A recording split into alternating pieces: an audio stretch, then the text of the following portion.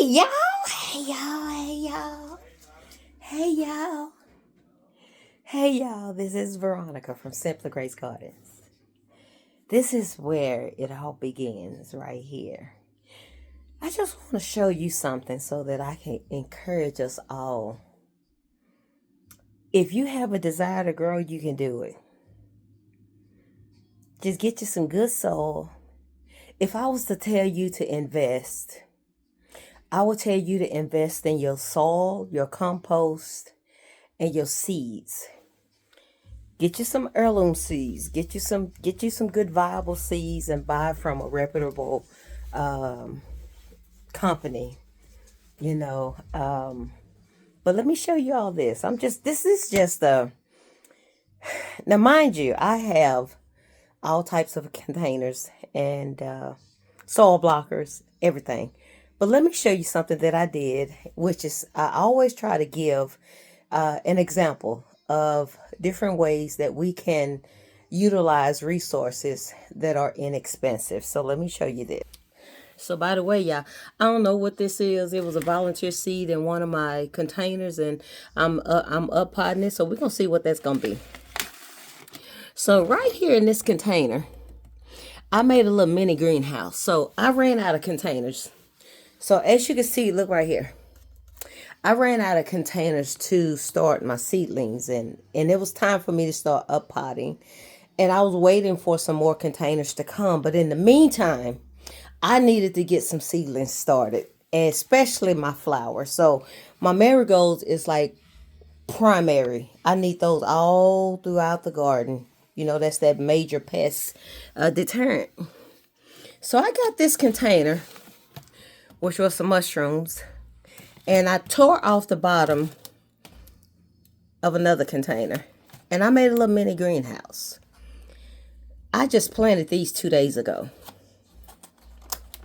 I have my heating pad. That's another thing you want to invest in. If you're trying to do start seeds inside, get you some heating pad, or make sure that you have a good grow light. I have regular grow lights, but then I have shop lights. The shop lights give off a lot of heat. So my focus was to try to get quick germination.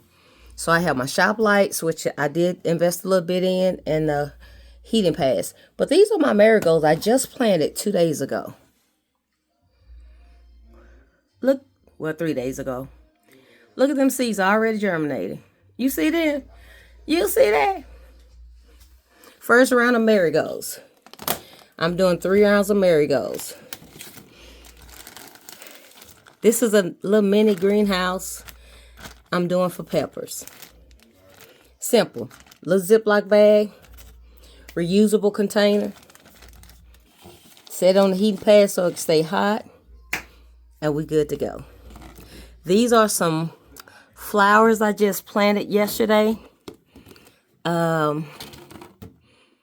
These are a lot of medicinal, edible flowers.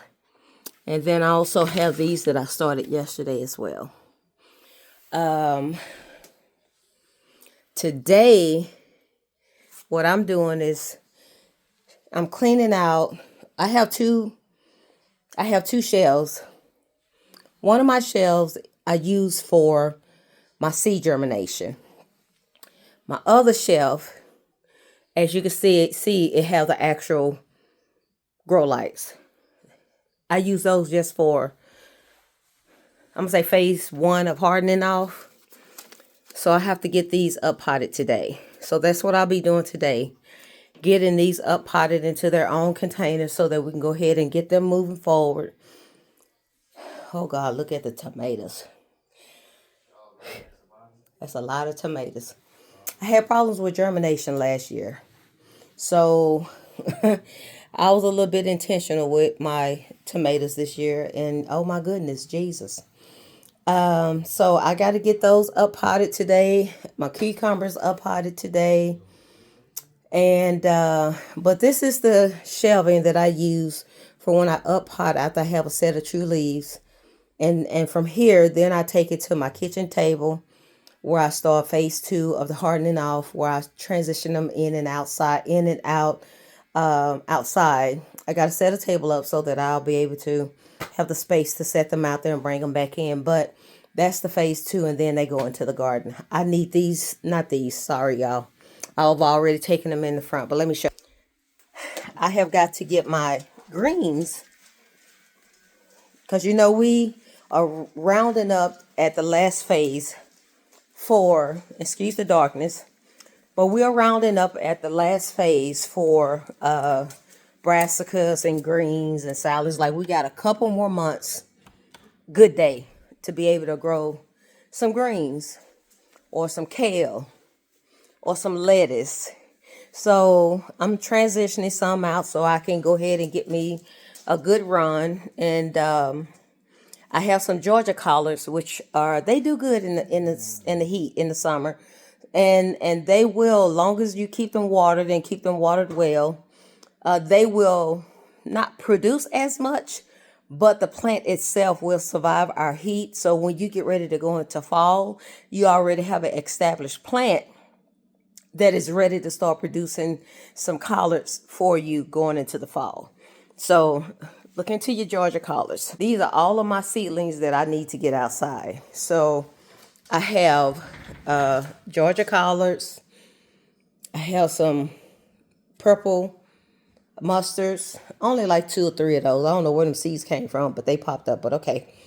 I have that's another Georgia collard. I have kale. I have 2 types of kale. So I have that kale, yeah. And then I have this kale.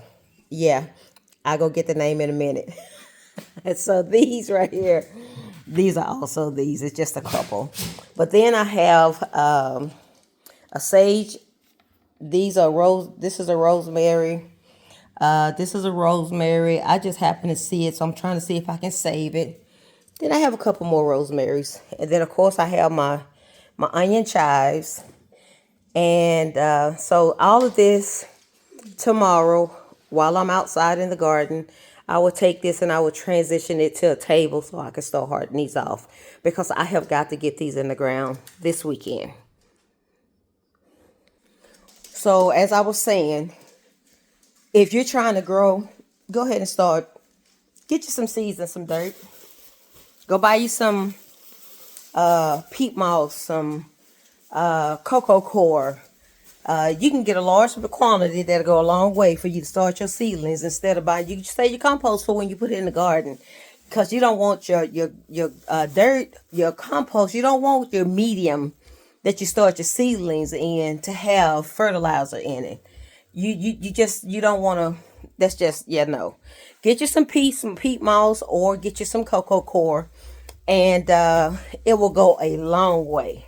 And right now, for these seedlings right here, that I'm getting ready to up pot, this is what I'm using. $1.25. 10 cups, $1.25. Now I'm gonna double them, but $1.25. Yeah. You do what is financially feasible for you, and you make it be the best that you can do for you. I look forward to growing in 2025 with you all. I look forward to sharing my knowledge and that I know, and what I'm currently learning, because in gardening and farming, you never know it all, and every season teaches you something new.